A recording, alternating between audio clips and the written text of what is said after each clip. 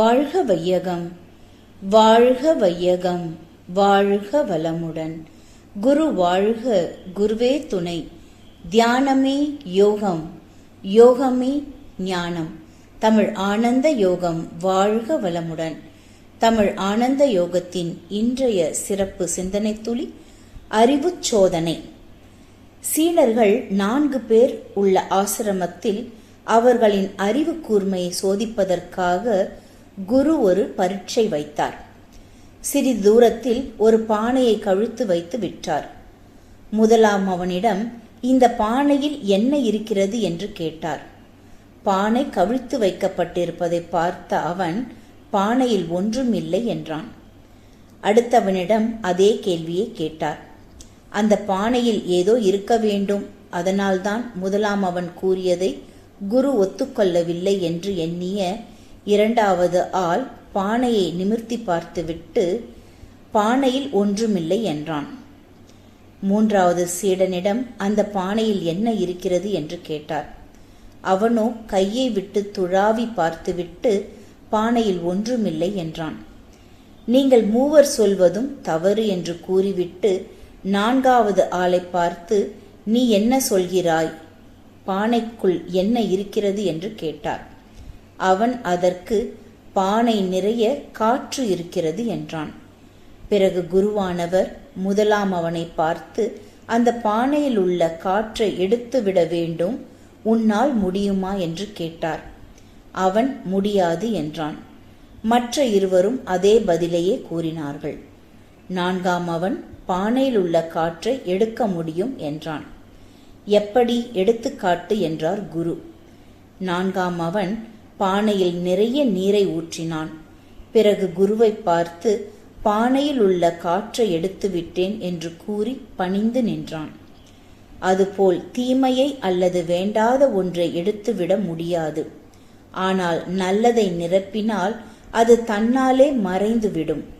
இந்த தத்துவத்தை சீடர்களுக்கு உணர்த்தவே அந்த குருமகான் அவ்வாறு செய்தார். சமுதாய மக்கள் உறவிலே, கணவன் மனைவி உறவிலே, நண்பர்கள் உறவிலே, எந்த தொடர்பில் ஆகட்டும், கெட்டது ஒன்றை மட்டும் எடுத்துக்கொண்டு 10 தடவை கெட்டது கெட்டது என்று நினைத்தால் உள்ளத்தில் அவ்வளவும் கேடு என்ற முறையில் காந்த ஆற்றலை கெடுத்துவிடும். கணவன் மனைவி உறவிலே கூட திருமணத்திலிருந்து இன்று வரை மனைவி செய்த நன்மைகள் என்ன என்று கணவன் எண்ணி பார்க்க வேண்டும். அதே போல அவள் கணவன் அவளுக்கு செய்த நன்மைகள் என்ன என்று எண்ணி பார்க்க வேண்டும். ஒருவர் மற்றவரை பார்த்து எண்ணி பார்த்தால் ஒவ்வொரு நாளும் நன்மையைத்தான் பெற்றிருப்போம். நன்மைகளின் எண்ணமே அழுத்த நினைவுகளாகும். அப்படி நன்மையையே, இனிமையான அனுபவங்களையே பெருக்கிக் கொண்டால் வெறுப்பு என்னும் தீமை நுழைய இடமே இல்லை. இறைஞான ஆசிரியர் நன்மணி ஐயா அவர்களுக்கு நன்றிகள். வாழ்க வளமுடன் ஐயா.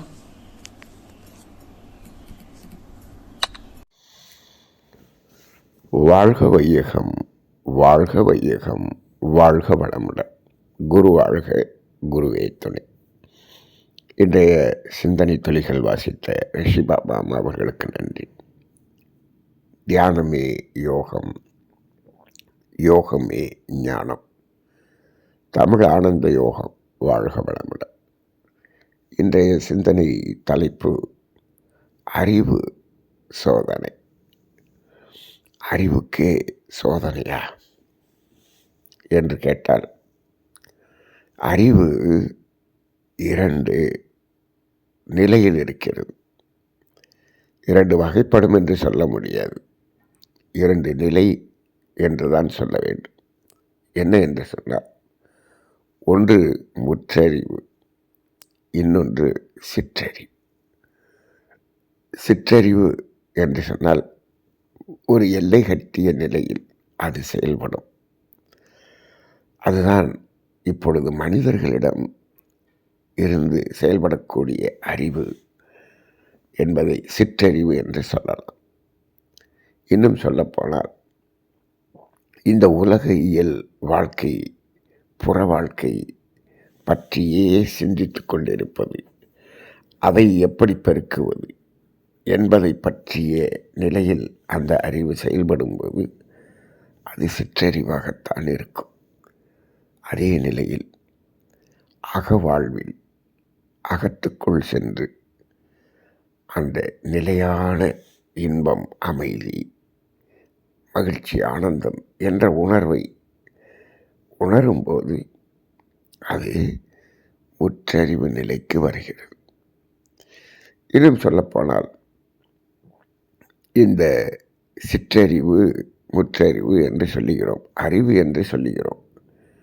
பொதுவாக இன்றைய விஞ்ஞானம் படித்தவர்கள் அறிவு என்பதை எதை வைத்து சொல்லுகிறார்கள்? மனம் என்பதை வைத்துத்தான் அறிவு என்பதை இவர்கள் நிர்ணயம் செய்கிறார்கள். இப்பொழுது படிப்பதற்கு அறிவு வேண்டும் என்று சொல்லுகிறார்கள். அங்கு என்ன? மனம்தானே. இப்பொழுது புறத்திலிருந்து அவர்கள் கற்றுக் கொடுப்பதை தெரிந்து கொள்வது மனம். அப்போ மனதைத்தான், மனதின் வளத்தைத்தான் அறிவின் வளம் என்று சொல்லிக்கொண்டு இருக்கிறார்கள். ஆம், அது உண்மைதான். மனம் என்பது புற நிலையில், உணர்ச்சி நிலையில் பீட்டா அலை வேகத்தில் இருக்கும் பொழுது அது சிற்றறிவாக செயல்படுகிறது. அதே மனம் ஆழ்ந்த நிலையில், டெல்டா நிலையில் ஒடுங்கும்போது முற்றறிவாக செயல்படுகிறது. மனதின் அடித்தளமே அறிவாகிய தெய்வம் என்று மகரிஷி சொல்லியிருக்கிறார். சரி, இப்போ இந்த நிலையில் அந்த அறிவுக்கு ஒரு சோதனை ஒரு குரு செய்ததாக இன்றைய சிந்தனை கொடுக்கப்பட்டிருக்கிறது. இப்பொழுது அந்த பானையில் காற்று இருக்கிறது என்று ஒருவர் சொல்லிவிட்டார். அவர் சிந்தனை செய்து ஆழ் மனதின் அடிப்படையில் அவர் கூறிய விளக்கம். ஆனால் மற்றவர்களெல்லாம் புற வாழ்க்கை, மெட்டீரியலிஸ்டிக் வாழ்க்கை என்று சொல்கிறோமே, பொருள் வாழ்க்கை, இதை அடிப்படையாக கொண்டே பார்க்கிறார்கள். ஒரு பானை இருக்கிறது என்பது அது ஒரு பொருள். பானைக்குள்ளாக என்ன இருக்கிறது என்று தானே குரு கேட்டார். இவர்கள் என்ன பார்க்கிறார்கள்? பானைக்குள்ளாக ஏதாவது பொருள் இருக்கிறதா என்று பார்க்கிறார்கள். எந்த பொருளும் இல்லை, அதனால் அங்கே ஒன்றும் இல்லை அப்படின்னு சொல்கிறாங்க. அப்போ அவர்கள் இந்த புறப்பொருள் வாழ்க்கை தான் வாழ்க்கை என்று வாழ்ந்து கொண்டிருக்கக்கூடியவர்களாக இருக்கிறார்கள். அப்போ அந்த நிலைதான் அந்த அறிவின் மயக்க நிலை என்று சொல்கிறோம். பொருள்கள் தேவைதான். பொருள்கள் தேவையை அதாவது தேவை என்ற ஒன்றை நாம் பூர்த்தி செய்து கொள்வதற்கு பொருள்கள் தேவை. ஆனால் பொருள்கள் தான் வாழ்க்கை என்று இருக்கக்கூடிய நிலையில் இருக்கும் பொழுதுதான் அது அறிவு மயக்க நிலையில் இருக்கிறது என்று சொல்லுகிறோம். அதைத்தான் சிற்றறிவு என்று சொல்லுகிறோம். சரி, இப்போது அந்த 4ஆம் அவர் என்ன சொன்னார்? உள்ளே காற்று இருக்கிறது என்று சொன்னார். காற்றை பார்த்தாயா என்று கேட்டால், இது எப்படி இருக்கிறது என்று சொல்லுகிறது என்று கேட்டால், அவர் அங்கு காற்று இருக்கத்தானே செய்ய வேண்டும். நம்மை சுற்றிலும் இங்கு இந்த ஊர் முழுவதும் நம்மை சுற்றிலும் நமக்கு இடையேயும் காற்று நிறைந்திருக்கிறது என்று சொன்னால், இந்த பானைக்குள்ளாகவும் காற்று இருந்து தானே ஆக வேண்டும். ஆம், இன்னும் அறிவுபூர்வமாக சொல்ல வேண்டும் என்று சொன்னால் என்ன சொல்லலாம் என்று சொன்னால், அதற்குள் காந்தம் இருக்கிறது என்று சொல்லலாம். காந்தம் என்று சொல்லலாம். ஏன்? இந்த இயக்க பிரபஞ்சம் முழுவதும் நிறைந்திருப்பது எது? காந்தம். அது இல்லாத இடமே இல்லை. அப்போ காற்று என்று சொல்வது கூட பஞ்சபூதங்களில் ஒரு பூதத்தை குறிக்கிறோம். இன்னும் காந்தம் என்று கூட சொல்லலாம். அது இன்னும் நுணுகி சொல்லக்கூடியதாக இருக்கிறது. இதையெல்லாம் அறிந்து கொள்வது தான் ஆன்மீக அறிவு. ஆக இப்போது அதை எடுக்க முடியுமா என்று கேட்கும்போது, அவர் என்ன செய்தார், அந்த பானையில் ஒரு தண்ணீரை ஊற்றினால் அந்த காற்று வெளியேறி விடுகிறது என்று சொன்னார். சரி, ஏன் சாதாரணமாக அதை எடுத்து வெளியே போட முடியுமா என்று கேட்டால் முடியவில்லை. ஏன், அந்த காற்றை ஒரு புறம் இருந்து நீங்கள் உறிஞ்சி கொண்டிருக்கிறீர்கள் வந்து வைத்துக்கொள்வோம். ஒரு டியூப்பை வச்சு ஒரு பக்கத்தில் இருந்து காற்றை வெளியில் உறிஞ்சிடணும்னு வச்சுக்கோங்க. ஆனால் என்னாகும், மற்ற இன்னும் மறுபுறம் காற்று உள்ளே சென்று கொண்டே இருக்கும். அப்போ அதை என்ன பண்ண முடியாது, காற்றை வெளியிலே எடுக்க முடியாது. காற்றை அப்படியே வெளியிலே எடுக்க முடியாது. அப்போ எடுத்தாலும் வெளியிலிருந்து உள்ளே வந்து கொண்டே இருக்கும். இதுதானே. அப்போ நீரை நிரப்பினால் அது வெளியேறி விடுகிறது. அதைத்தான் மகரிஷி அவர்கள் விருப்பத்தை நாம் பெருக்கிக் கொண்டால் வெறுப்பு தானாக விலகிவிடும் என்று சொல்வார். வெறுப்பை விளக்க வேண்டும் என்று முயற்சி செய்தால் அது விலகவே விலகாது என்று சொல்வார்கள். அப்போ அதே போல்தான் இப்போது வெளிச்சம் வந்துவிட்டால் அங்கே என்ன ஆகிறது, இருள் மறைந்து விடுகிறது என்று சொல்லுகிறோம். அதே போல் இப்போது ஒன்று அங்கு எடுக்கக்கூடிய நிலையில் இல்லை என்று சொன்னால் அதை இன்னொன்றால் நிரப்பி அதை எடுப்பது என்பது இன்றைய அந்த குரு அவருக்கு காட்டிய ஒரு விளக்கமாக இருக்கிறது. இதன் மூலம் நாம் நல்ல எண்ணங்களை நமக்குள்ளாக நிரப்ப நிரப்ப நிரப்ப அந்த தீய எண்ணங்கள் வெளியேறிவிடும் என்பதுதான் இதனுடைய கருத்தாக இருக்கிறது. சரி, இப்போது இதே கருத்தை வைத்து இன்னொரு சிந்தனையும் பார்ப்போம். இப்போது நம்மிடம் தீயது என்று என்ன இருக்கிறது மனிதர்களிடம் என்று சொன்னால் கர்மவினை தான் தீயதாக இருக்கிறது. சரி, இந்த கர்மவினையை வெளியே எடுத்து போட வேண்டும், அதை தூய்மை செய்ய வேண்டும். இதுதானே? ஆம், உண்மை. இப்போது அப்படியே அந்த கர்மவினையை எடுத்து வெளியே போட்டு விட முடியுமா என்று கேட்டால் முடியாது. அதாவது சர்ஜரி பண்ணி ஒரு ஆப்ரேஷன் செய்து அதை அப்படியே வெளியில் எடுத்து போட்டுற முடியுமா? முடியாது. அப்போ கர்மவினையை அப்படியே கர்மவினையாக வெளியில் எடுத்து போட முடியாது. எப்படி காற்றை வெளியில் எடுக்க முடியாதோ அதே போல் கர்மவினையையும் அப்படியே எடுத்து வெளியில் வீசி எறிய முடியாது. இதை நாம் உணர்ந்து கொள்ள வேண்டும். இதைத்தான் வள்ளுவர் என்ன சொல்கிறார் பாருங்கள், தெய்வத்தால் ஆகாது எனினும் என்று சொல்லுகிறார். தெய்வத்திடமே போய் இந்த கர்மவினையை தூய்மை செஞ்சு விடு, இதை வெளியில் எடுத்து போட்டுரு, அது எனக்கு துன்பமாக வருகிறது என்று சொன்னால் அது முடியாது என்று சொல்லிவிடுகிறது. தெய்வத்தால் கூட முடியாது என்று சொல்லிவிடுகிறது. அப்போ காற்றை எப்படி அந்த பானையிலிருந்து வெளியே எடுக்க முடியாதோ அதே போல் கர்மவினையையும் வெளியில் எடுத்து தூக்கி வீசி எறிய முடியாது. அப்போ என்ன பண்ணணும், என்ன பண்ணுறது? அப்போ என்ன சொல்கிறாங்க மகரிஷி, நாம் புண்ணியம் என்ற செயலை செய்ய புண்ணிய பதிவை பதிய அது என்ன ஆகிறது, அது இந்த கர்மவினை என்ற பாவப்பதிவை வெளியேற்றி விடுகிறது, அதை தூய்மை செய்து விடுகிறது என்று சொல்கிறார். அப்போ இது பாவம் என்ற ஒன்று உள்ளே இருப்பாக இருந்து கொண்டு இருக்கிறது. இருப்பாக இருப்பது என்ன? இப்போ அந்த பானைக்குள்ளே எப்பயுமே காத்திருக்கும்.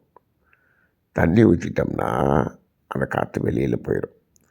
இப்போ ஒரு மனிதனிடம் எப்பொழுதும் இருந்து கொண்டு இருப்பது எது என்று சொன்னால் கர்மவினை என்ற பாவம் மட்டும்தான்.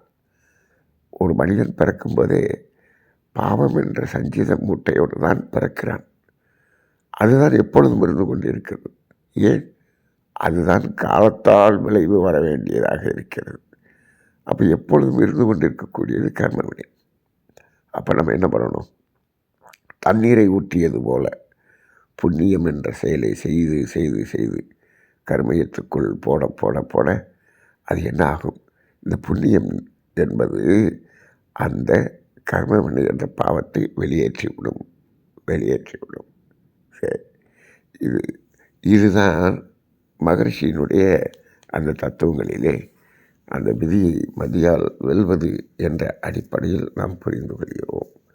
ஆக ஒன்றை எடுக்க முடியாத ஒன்றை எடுக்க வேண்டும் என்று சொன்னால் அது நேரடியாக எடுக்க முடியாது என்றாலும் அது இந்த புண்ணியம் என்ற செயலின் மூலமாக அதை எடுக்க முடியும்.